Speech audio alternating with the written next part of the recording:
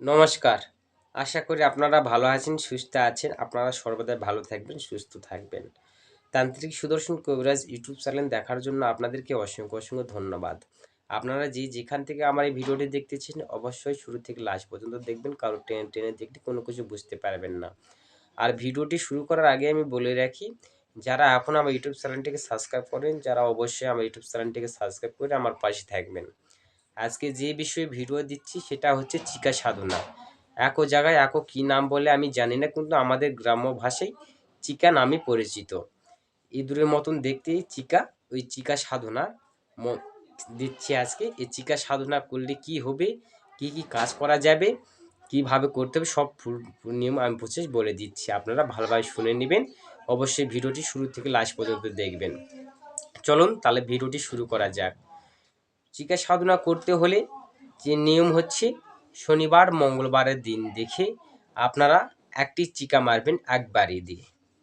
মানে শনিবার মঙ্গলবার রাতের দিনে আপনারা একটা চিকা একবারই দিয়ে, যে কোনো কিছু দিয়ে একবারই দিয়ে মারবেন। মারার পরে আপনারা কি করবেন, ওই চিকাটাকে সুন্দর করে চান ধ্যান করে দিয়ে একটু একটা সেঁদুরে ফোটা চিকার কপাল বরাবর দিয়ে আপনারা ওই চিকাটিকে নিয়ে যায় তেমাতা, মানে 3 রাস্তা, তেমাতার মাঝখানে পুরোমুখ হয়ে আপনারা পুঁতে দিবেন। আপনারা এটুক ফুরি আপনারা পুঁতে দিবেন, কোনো কিছু বলতে হবে না, কিন্তু গা বন করে আপনারা এই ক্রিয়াটা করবেন। চিকাটা ওই তেমাতায় পুঁতে দেওয়ার পরে ওখানে মাটিতে মুজে দিয়ে একটু জল দিয়ে ভালোভাবে নুসি দিবেন। যেখানে খুঁড়ে পুঁতেছেন সেখানে একটু নুসি দিবেন। দেওয়ার পরে ওই যেই পুঁতে দিয়েছেন সেই মাঝ বরাবর একটা ঘিয়ের প্রদীপ জ্বালিয়ে দিবেন। দেওয়ার পরে একটা ধূপকাঠি ওখানে জ্বালিয়ে দেবেন, দিয়ে একটা ভক্তি দিয়ে উঠে চলে আসবেন। এই নিয়মে 7 দিন ওখানে তেমাতায় ঘিয়ের বাতি দিতে হবে, একটু আগরবাতি জ্বেলে দিয়ে ভক্তি দিয়ে চলে আসতে হবে। এই নিয়ম প্রসেসে 7 বার, 7টা দিন, 7টা দিনে এই ক্রিয়া করবেন। করার পরে যেদিন ওই তুলতে যাবেন, 7 দিনের মাথায় যেদিন তুলতে যাবেন সেদিন আপনারা ভালোভাবে গাওটা বন করে নেবেন এবং নিজে বাড়িটা বন করে নেবেন, বাড়িটা বেঁধে নেবেন। বুঝা গেছে আমার কথা? এগুলো করে নিয়ে আপনারা এই কাজটা করবেন। আর এই ক্রিয়া করতে গেলে যদি কারো ক্ষয়ক্ষতি হয় এই সাধনার ক্ষেত্রে, তাহলে কিন্তু আমার তান্ত্রিক সুদর্শন কবিরাজ ইউটিউব চ্যানেল কখনো দায় নেবে না, কারণ এটা মারাত্মক সাধনা এবং এটা রিস্ক আছে। তাই আপনারা বুঝে সুঝে এই ক্রিয়াটা করবেন। ওই 7 দিনের মাথায় ওই চিকাটা তুলবেন। আর তোলার আগে বলে রেখি, আপনারা 7 দিনের মাথায় দিনে একটা জোগাড় করবেন চালন।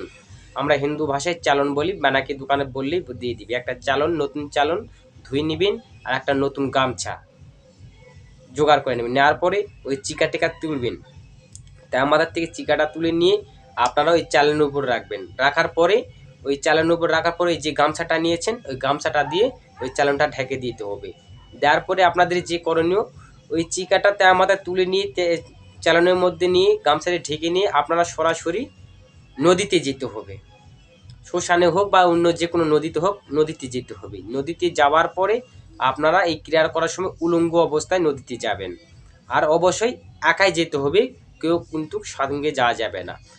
রাতের 8টা 9টা এই দিকে হলো সমস্যা নেই, আপনারা কিন্তু একাই যেতে হবে। আর এই নদীর এখানে যাই কিন্তু অনেক রিস্ক আছে।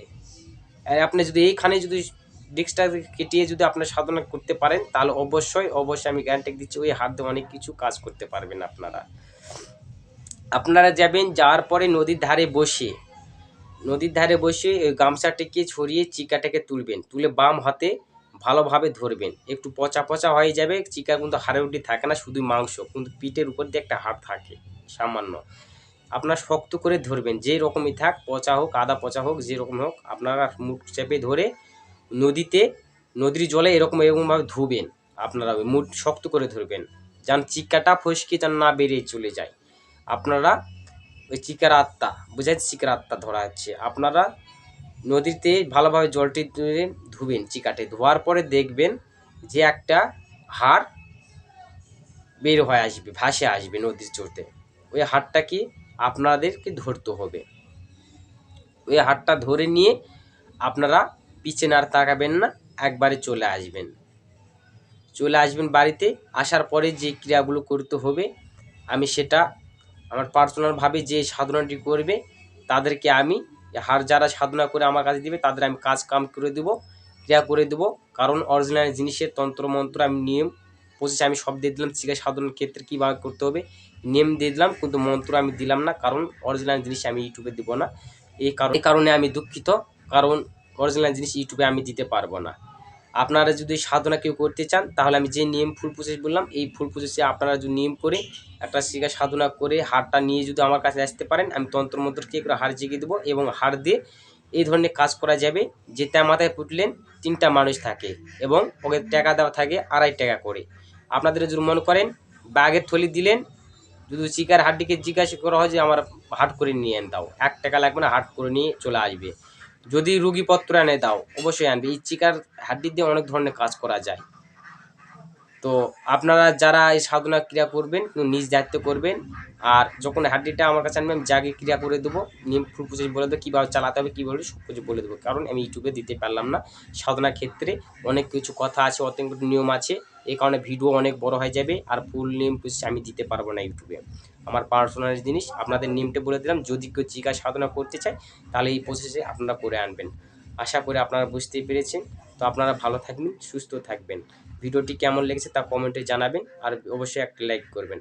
তান্ত্রিক সুদর্শন কবিরাজ ইউটিউব চ্যানেল নতুন হয়ে থাকে অবশ্যই আমার ইউটিউব চ্যানেলটিকে সাবস্ক্রাইব করবেন। আজ এই পর্যন্তই। আপনারা ভালো থাকুন, সুস্থ থাকুন। দেখা হচ্ছে আবার কোনো নতুন ভিডিওতে। নমস্কার।